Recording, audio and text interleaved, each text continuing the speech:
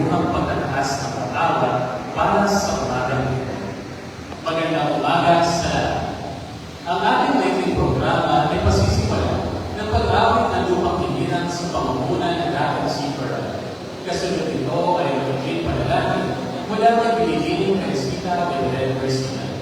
Pananumpa ang katapatang pag-awa sa pamumuna ni Biligining Vanessa Landor. Nasusundan naman ng awit ng Manila na muling pamumulaan ng dating Siparan. Pananumpa ang Limutan sa pamumuna ni Biligining Rizal Pena.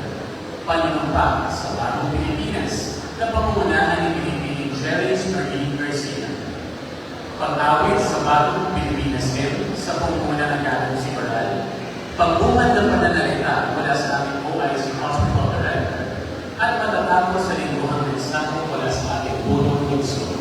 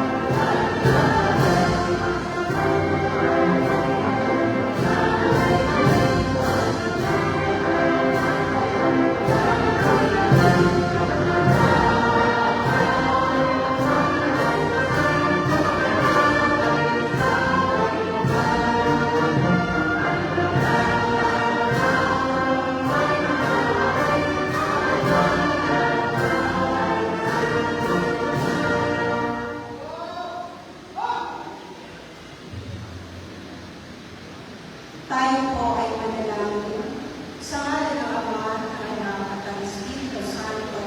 Amen. Aming dakilang Diyos, kami po ay nagpapasalamat sa panibagong araw na inyong pinagkaloob. Salamat sa buhay, sa kalusugan, at sa pagkakataong makapaglingkod sa aming bayan. Basbasan mo po ang aming mga gawain, nawa ang bawat hakbang, desisyon, at serbisyo ay maging tapat, makatarungan, at makatao. Pagkaisunin mo po ang aming maaaring mapabuti ang buhay ng aming mga kababayan, lalo tigil sa aming kapwa Manilay.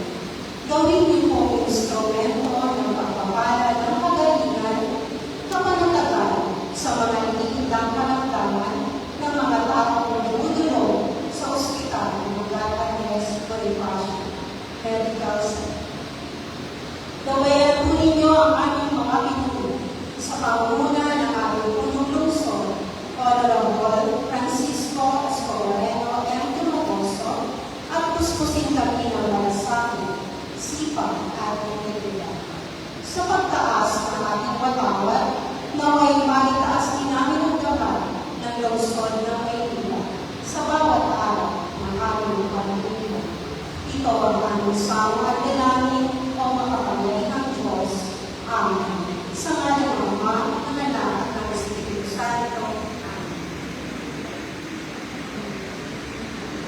Panunumpa ang katapatay sa mga pagkakas. Ako ay pinipili. Buong katatang ang panunumpa sa pagkawal ng Pilipinas at sa pagkakasakay ng sinasalisan na may mahal, katalungan,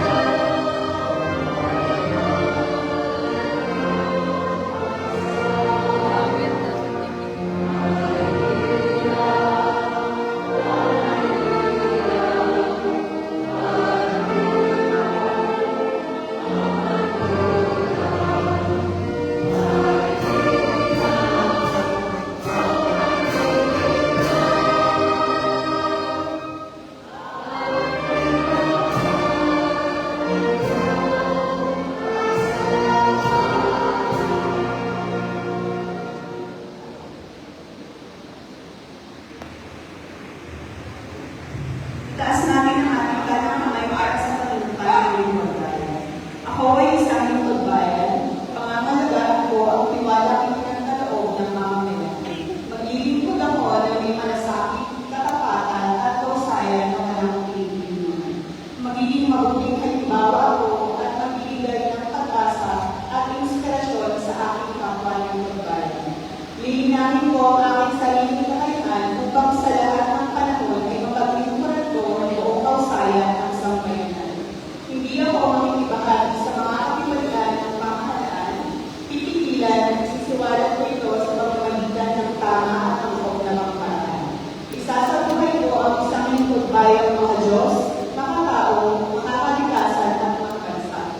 Tutugon ako sa mga hamon ng mga bagong panahon tungo sa aligain ng matatag, maginhawa at panatag na buhay. Sa mga tungkulin at pangalan ito, kasihan nawa ako ng may kapal. Pagdating na mataas ang kamay para sa pagpapas sa bawat Pilipinas. Bilang Pilipino, buong pagmamalang ito isa sa buhay ng bawat Pilipinas. Buhay sa akin ito ang daming damila, pag-ibig at kailangan. Palaging dadalhin sa puso, isip at diwa ang aking pagmamahal sa kulturang sa bayan sa Manila. Kaisa ng bawat mamamayan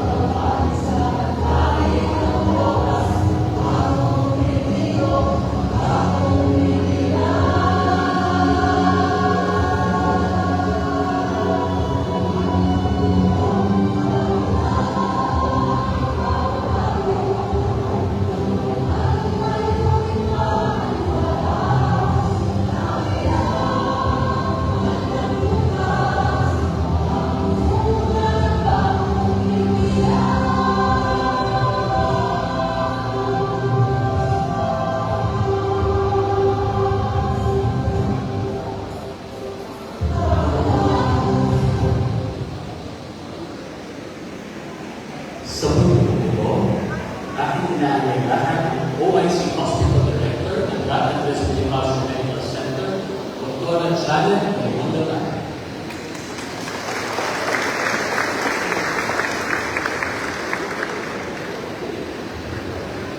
Ating malugod na pagbati sa ating titig. Unang lungsod, Tagalog, Francisco Escobareno Dumagoso, ating City Administrator, Attorney Eduardo Warren Quintos Caporti, Secretary to the Mayor, Mr. Manuel Sarcal, mga kasama ng sanggunian ng paglusod ng Manila, mga sa lahat ng tanggapan ng lungsod at kaagapay natin ospital. Sa inyong lahat, magandang umaga. Isang malaking karangalan dahil ipakilala muli ang ating ospital. Ang God Andres Bonifacio ay naitatag sa bisa ng Ordinansa bilang 7947 noong 1998. Sa loob ng 28 taon, patuloy na nag-iikot sa Distrito 1 at sa kapamamayan ng lungsod ng Manila. Ang God Andres Bonifacio ay isang 150-bed capacity hospital. Maliban sa serbisyong na itataguyod ng Level 1 Hospital, ito ay nagkakatid ng iba pang specialistang serbisyong medikal tulad ng infectious disease control, endocrinology, hematology, pediatric and adult neurology, pediatric and adult nephrology, thoracocardiovascular surgery, hemodialysis treatment program, at iba pa. Ang ating hemodialysis program ay sa pamamagitan ng Flora Invalisto Shogo Dialysis Center, kung saan tayo nagbibigay ng libreng hemodialysis treatment sa mga may sakit sa bato. Mula Enero hanggang Mayo nitong taon, umabot sa 22,275 o 72% ng ating target para sa unang 6 na buwan ng taon. Para sa 380 pasyente regular na nangangailangan ng life-saving treatment ito. Kasabay nito, patuloy natin ipinagkaloob ang libreng hatid sundo sa umiling-kumulang na 55 na pasyente na sinimulan ng ating butiling punong lungsod. Patapakan po natin upang mas maging maayos, magaang at ligtas sa kanilang pagpapagawa. Bilang sandigan ng dekalidad, patuloy ang ating modernisasyon kabilang ang outpatient queuing system, PhilHealth on-site registration, electronic medical records, sa pamamagitan ng iOMIS Plus na mandato ng Department of Health, email training, at iba't iba pang capacity training programs. Nakamit din natin ang makakalagang pagkilala mula sa Department of Health tulad na Hall of Fame Award bilang Mother-Child Friendly Facility, Information Communication Technology Upgrade mula sa PhilHealth naman ako, PCares Pro NCR Health Facility Choice Award sa ngalan ng Universal Healthcare Law, Infectious Unit Expansion, Manila Dialysis Center, Specialty Center Modernization, Community Medical Missions, at mula sa lungsod ng Maynila, Gold Standard of Recognition for PhilHealth Hospital Charge Revenue Collection. Sa kasalukuyan, nakapagtala po tayo ng 75 to 94% accomplishments sa iba't ibang sangay ng serbisyo sa ospital. Ikinagagalak po namin ibalita na sa loob lamang po ng 5 buwan nitong taon, ating nalampasan ang tinakdang PhilHealth Hospital Charge Revenue Target na umabot na po sa 61.6 million pesos at tumpas sa 123.18% accomplishment. Kumpara po sa 42 billion pesos na parehong panahon noong 2025.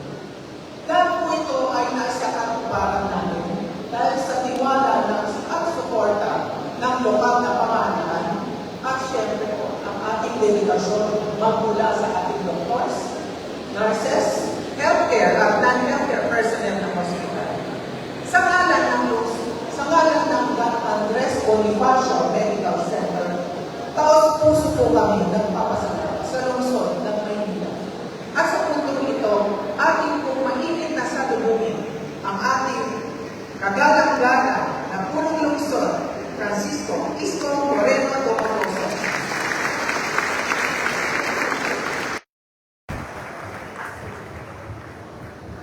Thank you, Dr. Tan, Direktor. Palakpakan natin si Direktor at sa puno kanyang mga kasama.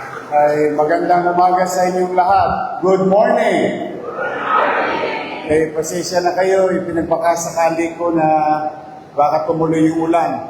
Dahil kanina malakas ang ulan, baka mabasa kayo at magkasakit kayo. Ayaw ko kayong magkakasakit. Kaya nandito tayo medyo maalinsangan naman. No, alam mo, pagka mainit, ulan, yung singaw ng lupa, baka lalo tayong magkakasakit. So that's why nandito tayo ngayon sa Bulwagan. But anyway, natutuwa ko sapagkat patuloy at unti-unti at hindi kikigil ang inyong pamahalang lungsod na pagbutihin, palakasin, at maging mainam ang serbisyo ng ating mga medical facilities. That includes equipment and modernization of their spaces. Today, as we have committed with the people of Manila to shut down Hospital ng Manila Emergency Room for 1 week, which is today, is supposed to be, no? After May 24. I'm happy to share to you that in an hour or two, I will be visiting Hospital ng Maynila to dedicate the newly rehabilitated Hospital ng Maynila Emergency Room. It was done on time, as like what Sampaloc, Hospital ng Sampaloc. Total ngayon, ang host natin, Don Andres, baka naman kayo na sumunod. We'll never know. Basta hanggat mari, we wanted to keep our medical and non-medical frontliners in our health facility to have a conducive, healthy, working place. Adapting to existing new technologies to keep them safe and their patient. So, kaya po pumanatag kayo, health center, hospital, and other medical equipment which we just approved last month of the release of additional 200 million pesos of different medical equipments that will be provided to our medical institution. So, sa mga taga Maynila, ay patuloy tayong mamumuhunan na palakasin yung ating mga healthcare institution. So, paalala ko lang, ngayong Hunyo ay may kampanya ang Estado at lokal na pamahalaan, yung ligtas-tigtas. So, mangyari ba na kami mga kilala kayo magtungo na sa mga ospital katulad ng Don Andres Bonifacio at saka health center natin para sa pagpapakuna ng ating mga bata sa lungsod ng Maynila. Again, I would like to recognize the members of the City Council. Palakpakan natin sila. At lahat kayo, ngayong linggong to, masusubukan na natin yung sakripisyong ginawa ninyo dyan sa paligid ng City Hall. Natutuwa naman ako dahil mabilis nagagawa bawat portion. Mate-testing na natin kung totoo ba, kung pwede ba. At kung kulang pa, we will continue to develop our drainage system outside of City Hall. But we started in our own backyard. Sa mismong loob ng bakuran natin. So to the God Andres, public servants, Thank you very much for delivering quality service to our people. Ang Tondo at Angat, isa sa pinaka-challenge na ospital dahil maraming mga mahihirap tayong kababayan na umaasa sa Gat Andres Bonifacio Hospital. Kaya wala akong ibang ipakikiusap sa inyo is lawakan nyo lang ang inyong damdamin, luwagan ang inyong puso, at pangunawa. Ang taong may sakit, mahirap man, middle class o mayaman, walang maunawa ang katwiran. Ang alam lang niya, meron siyang nararamdamang hindi maganda. Kaya yung pakikitungo, minsan, nakagagamot na kagad yun. Kapag nakikita nila na tunay ang ating pagmamalasakit at paglilingkod sa kanila. Please always smile. Show your beautiful teeth, your tantalizing eyes. When you see a patient, like we're trying to do here, is to really understand and accommodate them accordingly. Minsan ang hinihingi lang ng ating mga kababayan, yung maramdaman, yung malasakit sa kanila. Hindi tayo magiging perfecto, pamisa-misan tutukod tayo sa mga gastusin, pero wag na tayo magtipid. Total, wala namang bayad. Kung paano pakitunguhan ng masaya at maliwalas ang ating mga kababayan. So muli sa inyong lahat, it's another week, another challenge, but together we can face it at makaka-alpas din tayo sa ating mga pagsubok sa buhay. Malapit na, June 23 days na lang. Muli natin alalahanin ang pagkakatatag ng ating minamahal na lungsod ng Maynila, Kapitolyo ng bansa. Let the city of Manila be and continue to be the beacon of hope of real public service, and be the window of opportunity for others and the people of Manila. So magandang araw. I love you. Mag-iingat kayo. Huwag kayo magkasakit. Alagaan ninyo ang inyong sarili at gabayan nawa kayo ng buong may kapal.